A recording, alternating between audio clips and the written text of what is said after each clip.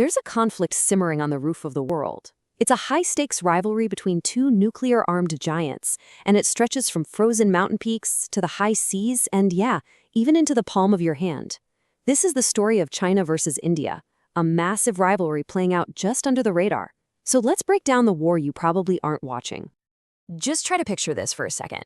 We live in an age of cyber warfare, of drones, of satellite strikes, and yet, in 2020, soldiers from two of the world's most advanced militaries went at each other with fists, rocks, and clubs wrapped in barbed wire. Seriously, no guns were fired, but the fighting was absolutely brutal. This isn't a scene from a movie. This actually happened in a place called the Galwan Valley. So let's dive into it. A clash in the clouds. The 2020 Galwan Valley flashpoint. You really can't get your head around the tension between China and India today without understanding this one single, brutal event. It was a massive turning point, a violent explosion that completely shattered decades of a very uneasy peace. And the result? It was absolutely shocking. This was the first time in over 4 decades that soldiers had died in combat on this border. 20 Indian soldiers were killed. China, for its part, stayed quiet about its own losses for a while, but eventually admitted it had casualties too. I mean, this one night basically proved that all the old agreements to keep the peace had totally broken down. Okay, so as horrifying as that clash was, you have to understand, it wasn't just some random one-off fight. No way. It was actually the boiling point of a much bigger, much more deliberate long-term strategy.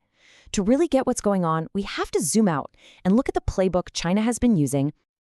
And that brings us to a strategy with a kind of funny name, salami slicing.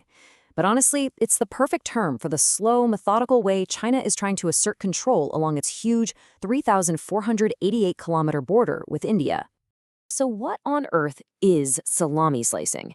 Well, it's exactly what it sounds like. It's the art of taking territory just one thin slice at a time.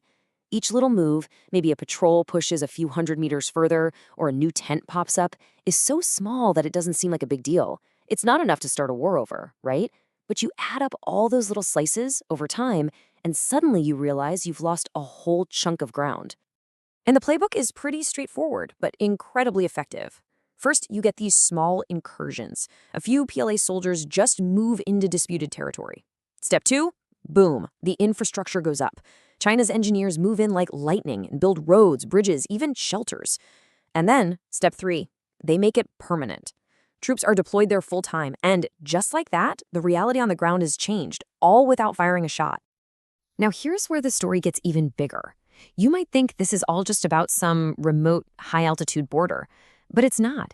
This whole chess game, this strategy of taking things piece by piece, is also playing out across the massive Indian Ocean, one of the most important waterways for global trade.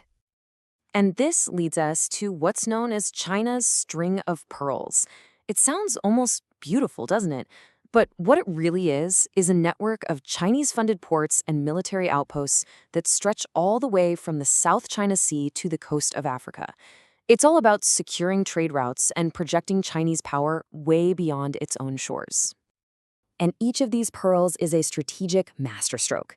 You have Gwadar Port in Pakistan, which gives China a direct gateway to the Arabian Sea. Then there's Hambantota Port in Sri Lanka, which is a whole other story. Sri Lanka couldn't pay back the Chinese loans used to build it, so they had to hand over the port to China for 99 years. And then you have Djibouti in Africa, which hosts China's first ever overseas military base. See how the pieces are connecting? So when you look at a map of all these pearls, one huge question just jumps out at you.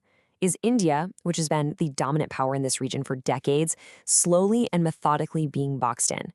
From New Delhi's perspective, it certainly looks that way, and that perceived threat is why we're seeing such a strong response from them.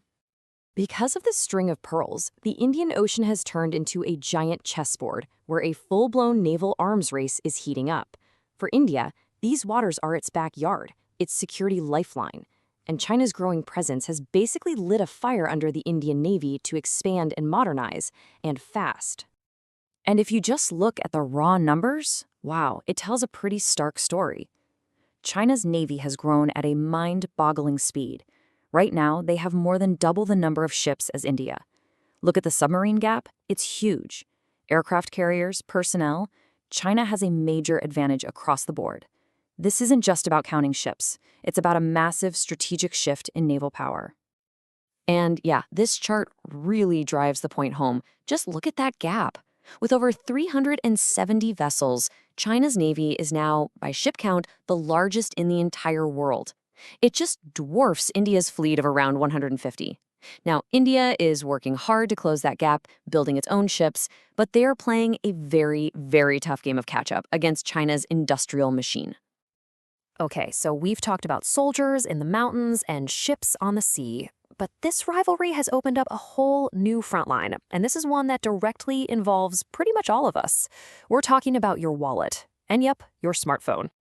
This brings us to the economic and digital front lines. Because after that clash in the Galwan Valley, the economic relationship between India and China entered a totally new and hostile phase. The gloves really came off. But to get how weird this situation is, you have to start with this number, $125 billion. That's how much stuff India and China traded with each other in 2021. That's the year after the deadly border clash. So even with soldiers fighting in the mountains, their economies are just deeply, deeply connected. But that economic connection didn't stop this from happening. In the wake of Galwan, India basically took a digital sledgehammer to China's presence in the country. They banned over 200 mobile apps, including absolute giants like TikTok. The official reason was national security, but the signal was unmistakable. The digital world is now a battlefield. And the app ban was just the start. It kicked off this huge wave of economic pushback. You had calls all across India to boycott Chinese goods.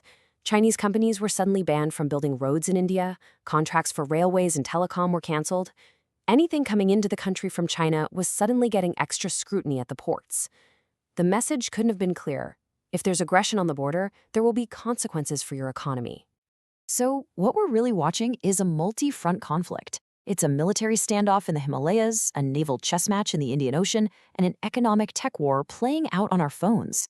You have two ancient civilizations, now modern superpowers, locked in a quiet contest for the future of Asia. And it has the potential to shape the entire 21st century. The only question left is, where will it all ignite next?